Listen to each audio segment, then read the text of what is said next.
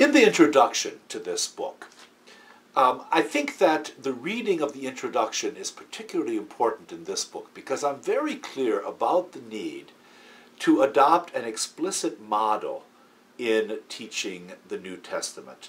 There is no innocent or perfectly neutral way of teaching these writings.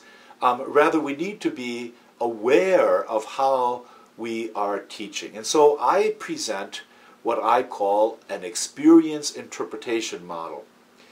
It is historical. It uses history very thoroughly, but it also takes into account the anthropological, the literary, and the religious dimensions of the New Testament writings.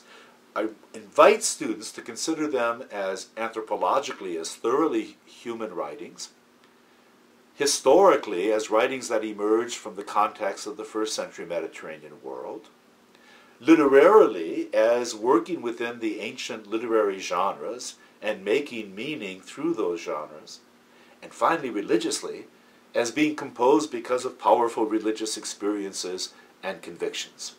So what I ask the student or the reader to look at particularly carefully in this introduction is that experience interpretation model and the way in which it differs from the classic historical critical model.